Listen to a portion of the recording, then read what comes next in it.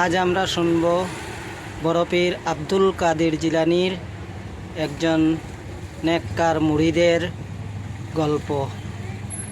আলহামদুলিল্লাহ, আলহামদুলিল্লাহ। পরম করুণাময় মহান আল্লাহ তাআলার নামে শুরু করছি, যিনি অত্যন্ত মেহেরবান। প্রিয় দর্শক, আজকের ভিডিওতে আমরা জানব এমন একটি গল্প যেটি শুনলে আপনাদের ঈমান তাজা হয়ে যাবে। এই গল্প বড়পীর আব্দুল কাদের জিলানী রহমতুল্লাহ আলাইহের এক নেক মুরিদার, যে ছিল একজন সত্যিকারের আশেকে রাসূল। এই গল্পটি পুরোপুরি বুঝতে ভিডিওটি শেষ পর্যন্ত দেখার অনুরোধ রইল। প্রিয় দর্শক, বাগদাদে এক নারী তার মেয়েকে নিয়ে জীবনযাপন করতেন। একদিন সেই নারী মানুষের মাধ্যমে জানতে পারল আজ বাগদাদের রাজ দরবারে একটি মাহফিলের আয়োজন করা হয়েছে।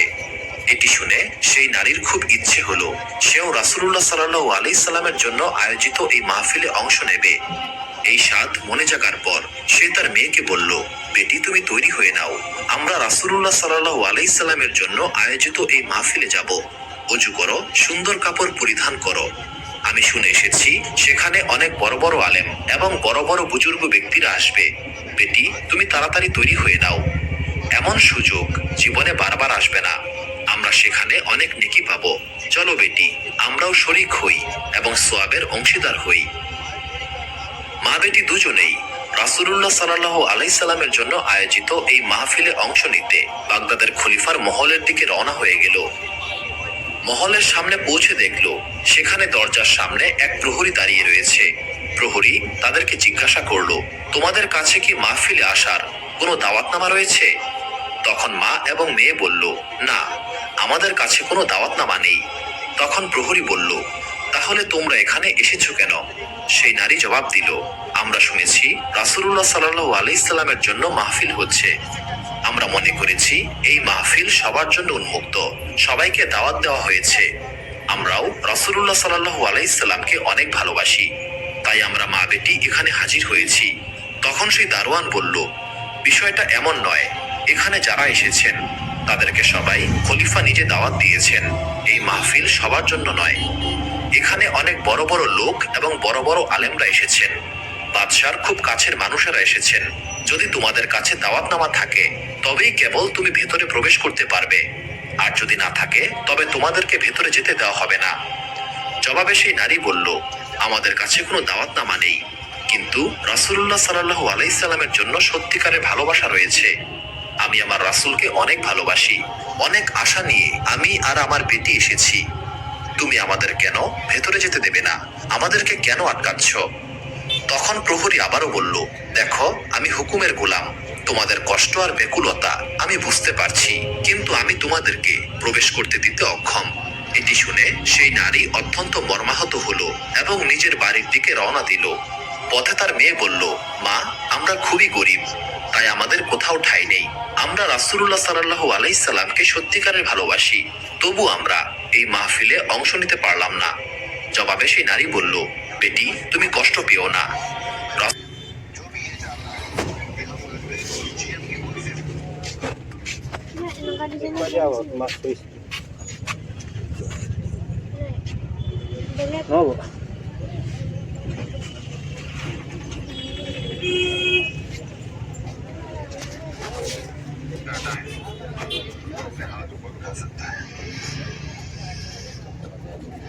রাসূলুল্লাহ সাল্লাল্লাহু আলাইহি সাল্লামের প্রতি ভালোবাসা শুধু খলিফার প্রসাদেই নয়, আমাদের কাঁচা ঘরেও রয়েছে। চলো বেটি, আমরা ঘরে যাই আর আমাদের গরিব ঘরেই রাসূলুল্লাহ সাল্লাল্লাহু আলাইহি সাল্লামের জন্য মাহফিল সাজাবো। তখন তার বেটি প্রশ্ন করলো, মা, রাসূলুল্লাহ সাল্লাল্লাহু আলাইহি সাল্লামের মাহফিল আমরা মা বেটি মিলে কিভাবে সাজাবো? এটা কিভাবে সম্ভব? তখন মা বলল, বেটি, তুমি চিন্তা করো না, আমরা ওযু করে সুন্দর কাপড় পরবো আর রাসূলুল্লাহ সাল্লাল্লাহু আলাইহি সাল্লামের উপর দুরূদ পাঠ করব। আজ আমরা দুই মা বেটি মিলে সারা রাত রাসূলুল্লাহ সাল্লাল্লাহু আলাইহি সাল্লামের শানে দুরূদ শরীফ পাঠ করব, আর এটিই হবে আমাদের মাহফিল। তখন কন্যা বলল, ঠিক আছে, চলো আমরা ঘরে যাই। এরপর তারা মা বেটি ঘরে চলে আসে এবং মা বেটি মিলে একাগ্র চিত্তে নবী করিম সাল্লাল্লাহু আলাইহি সাল্লামের উপর দুরূদ পাঠ করছিল এবং তাদের চোখ অশ্রুসিক্ত হয়ে যাচ্ছিল।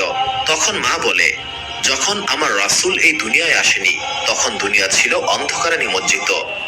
যখন তিনি এলেন আর সমস্ত দুনিয়া আলোকিত হয়ে গেল। সুবহানাল্লাহ। এইভাবে দুরূদ পাঠ করতে করতে যখন সেহরির সময় হলো, তখন মা বলল, আমি আবার ওযু করব এবং আমি আজ রোজা রাখবো।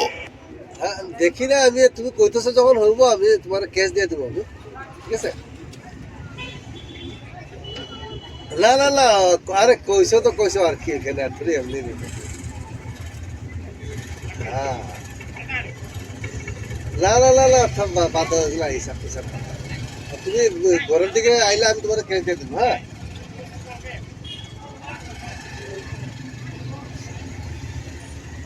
তারপর সেই নারী বলল, যাও বেটি, আমার জন্য পানি নিয়ে এসো। যখন তার বেটি বাইরে পানি আনতে গেল, তখন সেই নারী তার কন্যার চিৎকার শুনতে পেল।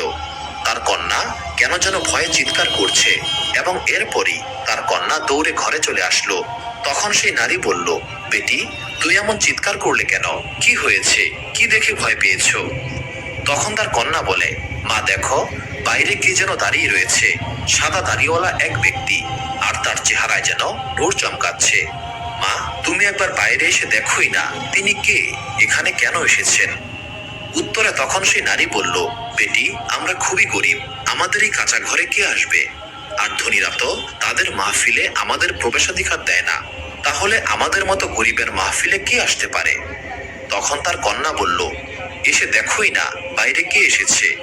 এই কথা শুনে তার মা বাইরে আসে, কিন্তু সেই আগন্তুক ব্যক্তিকে দেখে সেই নারীও চিৎকার করে ওঠে। খোদ বড় পীর আব্দুল কাদের জিলানী রহমতুল্লাহি আলাইহি নিজে এসেছেন। তাকে দেখে সেই নারী বলল, বড় পীর আব্দুল কাদের জিলানী রহমতুল্লাহি আলাইহি, আপনি আপনি কিভাবে এলেন আমাদের এই মাহফিলে? এটা কিভাবে সম্ভব? আমি স্বপ্ন দেখছি না তো? কিন্তু তার কথায় কোনো কান না দিয়ে বড় পীর আব্দুল কাদের জিলানী রহমতুল্লাহি আলাইহি সেই বাড়ির দেয়াল এবং চৌকাঠকে চুমু দিচ্ছিলেন। এই দৃশ্য দেখে সেই নারী খুবই অবাক হয়ে গেল। সে জিজ্ঞেস করতে থাকে, বড় পীর আব্দুল কাদের জিলানী রহমতুল্লাহি আলাইহি, আপনি কিভাবে আমাদের বাড়িতে এলেন? আমাদের কাঁচা ঘরের মাহফিলে আপনি কিভাবে শরীক হলেন? আর আপনি আমাদের ঘরের দেয়ালকে কেন বারবার চুমু দিচ্ছেন? এবার বড় পীর আব্দুল কাদের জিলানী রহমতুল্লাহি আলাইহি বললেন, আমি তোমার ঘরের দেয়ালকে চুমু দিচ্ছি না, তোমরা কি দেখতে পাচ্ছ না? এখানে আমি মদিনার গন্ধ পাচ্ছি, এখানে বড় বড় ওলিদের পায়ের নিশান দেখা যাচ্ছে, আমি সেগুলোকেই চুমা দিচ্ছি। সুবহানাল্লাহ। প্রিয় দর্শক, আমাদের নবী শ্রেষ্ঠ নবী। যে ব্যক্তি নবী করিম সাল্লাল্লাহু আলাইহি সাল্লামের উপর দুরূদ শরীফ পাঠ করে, সেই ব্যক্তি নবী করিম সাল্লাল্লাহু আলাইহি সাল্লামকে সত্যিকারের ভালোবাসে। তারা সর্বদাই রাসূলুল্লাহ সাল্লাল্লাহু আলাইহি সাল্লামের নেক নজরে অবস্থান করে। আল্লাহ তাআলার কাছে দোয়া করি, মহান আল্লাহ তাআলা আমাদেরকে নবীর নেক নজর নসিব করুন। তার নেক নজর পেলেই আমরা তার শাফায়াত পাবো। মহান আল্লাহ তাআলার রহমতে আমরা জান্নাত পাবো। সুপ্রিয় দর্শক মণ্ডলী, প্রতিদিন নতুন নতুন ভিডিও পেতে আমাদের চ্যানেলটি অবশ্যই সাবস্ক্রাইব করুন এবং পাশে থাকা বেল আইকনটি প্রেস করতে অবশ্যই ভুলবেন না, এবং সেই সাথে আপনার যে কোনো মতামত আমাদের জানাতে আমাদের ভিডিওতে অবশ্যই কমেন্ট করুন। আশা করি আপনারা সবাই ভালো থাকবেন এবং সুস্থ থাকবেন। আসসালামু আলাইকুম।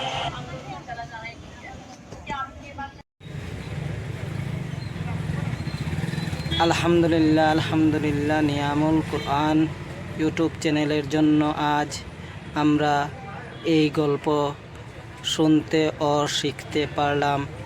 আলহামদুলিল্লাহ। নিয়ামুল কোরআন ইউটিউব চ্যানেলের কর্তৃপক্ষকে আমি ধন্যবাদ জানাই। আর আলহামদুলিল্লাহ, আল্লাহর লাখ কোটি শুকরিয়া। আমার ইউটিউব চ্যানেলের ভিডিও দেখার জন্য আপনাদের সকলকে ধন্যবাদ জানাই। আলহামদুলিল্লাহ। Thanks for watching my YouTube channel video.